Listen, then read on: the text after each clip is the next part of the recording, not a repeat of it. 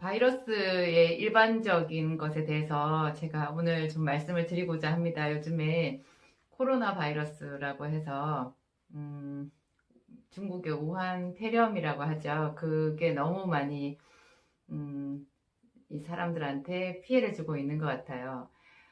제가 뭐 우한 바이러스 그 폐렴에 대해 가지고 특별히 아는 바는 없지만 제가 지난번에 기생충약 그 구충제 일반에 대해서 말씀을 드린 게 많은 분들한테 도움이 되셨다고 들었거든요.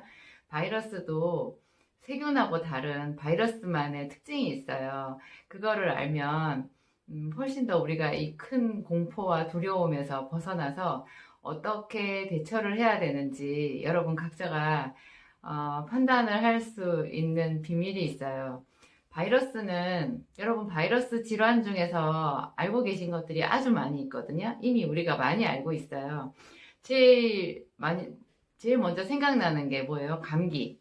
그리고 어르신들 그 가을철 되면 벌써 걱정하는 그 독감 예방 접종 하잖아요. 그러니까 독감도 바이러스거든요. 그 다음에 또 뭐가 있어요? 이렇게 그 대상포진 그게 왜 이렇게 신경줄 따라서 쭉 다다닥 뭐가 생겨가지고 굉장한 통증을 유발하는 대상포진 많이 알고 계시죠? 대상포진 방치하면 큰일 나잖아요. 통증으로 시작해가지고 엄청 아픈데 처음에는 가렵기도 하다가 이게 나중에 심해지면 저 신경 아주 깊은 곳 척수까지 침투를 해서 거의 3차 신경통 정도로 강력한 어떤 그 질병을 유발하는 그런 것도 결국 바이러스거든요. 또 바이러스 어떤 게 있어요? 간염 바이러스. 사람들이 뭐 B형 간염이다, C형 간염이다, A형 간염이다 하잖아요. 그거 다 바이러스예요. 그 바이러스 때문에 10년, 20년 동안 어쩌면 죽을 때까지 병원에서 처방하는 항바이러스 약, 그 간염 억제제를 먹어야 되는 분들도 있거든요. 그것도 알고 보면 바이러스예요. 또 여러분, 유치원 다니는 아이들, 어린이집 다니는 아이들이 걸렸다 하면 한 일주일이나 거의 2주 가까이 어린이집이나 학교도 못 가고 집에 있어야 되는 질환 생각나세요? 수두도 바이러스예요. 수두 바이러스. 이 바이러스가 참 우리 주변에 많이 있는데요. 도대체 이 바이러스의 정체가 뭘까요? 세균은 우리 눈에 보이지 않지만 현미경으로 보면 분명히 살아있는 어떤 그 생명체거든요. 그래서 세균은 사멸을 시킬 수가 있어요. 죽여버릴 수가 있어요. 그런데 바이러스는 죽었다라고 하지를 않아요. 간염이 있는 분들은 병원 가가지고 그 간염 뭘 계속해서 이제 추적 검사를 하잖아요. 약을 먹으면서 추적 검사를 했을 때 이런 말을 들어보셨을 거예요. 간염인데 활동성은 아니다. 이런 이야기. 그러니까 바이러스가 있는데 그게 활동성은 아니라는 거예요. 활동성이 아니다. 그게 무슨 말일까요? 바이러스는요, 생명체가 가지고 있는, 그러니까 세균이 가지고 있는 특징과, 그냥 생명체가 아닌 이런 물질이 가지고 있는 특징. 그러니까 단백질 같은 것은 단백질은 물질이 이제 생명체는 아니거든요. 생명체를 구성할 수는 있지만 단백질 자체가 생명체는 아니에요. 그런 것처럼 어떤 물질, 생명체가 아닌 물질의 특성을 둘 다 가지고 있어요, 바이러스는. 그래서 이게 우리 몸 바깥에 있으면 분명히 죽은 것 같거든요. 그냥 물질일 뿐이에요. 어떤 물체일 뿐인데 눈에 보이지는 않지만 그것이 어떤 적정한 환경이 딱 만들어지면 살아나는 거예요. 무슨 터미네이터 영화에 이렇게 바닥에서 이렇게 올라오는 터미네이터 그게 살아나서 그냥 괴물이 되잖아요. 그것처럼 바이러스는 어떤 적정한 환경이 딱 되면 세균처럼 살아나요. 그래서 간염을 말을 할 때 활동성이다, 비활동성이다 이런 말을 하는 거예요. 그러니까 예를 들어서 바이러스가 몸에 있어도 활동성이 아닌 상태로 있으면 그것은 아무 상관이 없는 거예요. 근데 이 바이러스는 정말 신기한 거죠.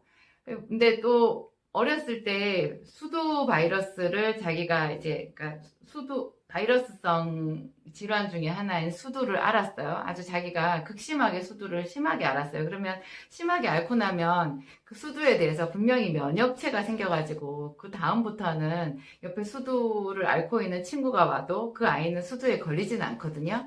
이상한 거는요, 성인이 되고 난 뒤에 면역력이 뚝 떨어졌을 때 갑자기 대상포진이 생길 수가 있는데, 그 대상포진이 어렸을 때 수두 바이러스가 잠재되어 있다가 우리가 면역력이 떨어진 틈에 다시 올라오는 거라고 해요.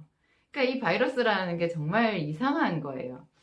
도대체, 그러니까 세균처럼 항생제로 잡을 수가 없는 게 바이러스거든요. 바이러스는 항생제가 듣지를 않아요.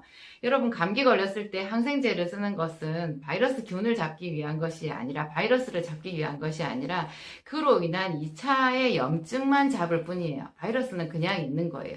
바이러스는 결국 우리 면역력으로 이겨낸다는 뜻이 되는 건데요.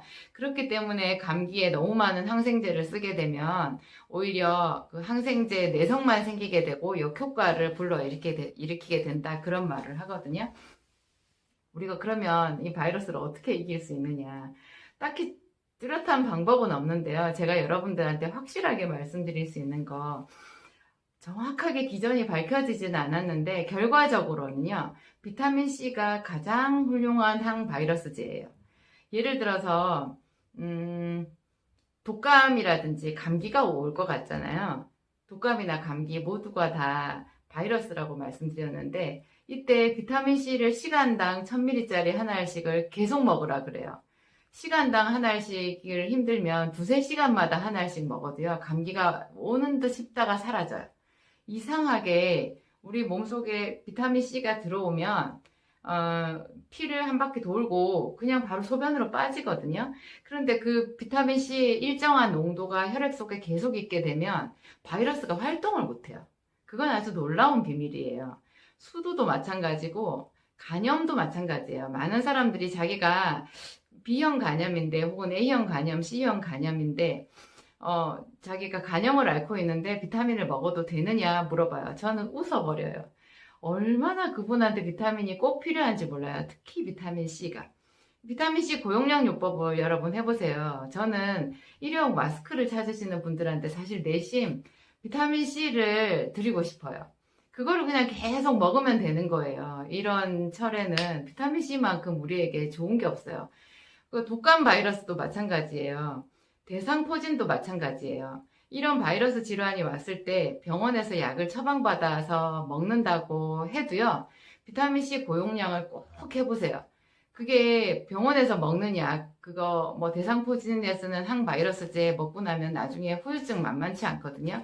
대상포진은 나았는데 굉장히 오랫동안 무기력과 두통이나 이런 그 몸에 여러 가지 불편한 증상에 시달리게 돼요. 그런데 비타민C 고용량을 하고 그 약을 먹는 기간을 확 줄여버리게 되면 그런 거 없이 그냥 아주 편안하거든요. 여러분, 코로나 바이러스도 이런 모든 바이러스의 일반으로 보게 되면 비타민C에서 우리가 그 해답을 찾을 수가 있어요. 여러분, 한번 제 이야기 듣고 실천해 보시기 바랍니다. 비타민C 아무데나 다 많고요.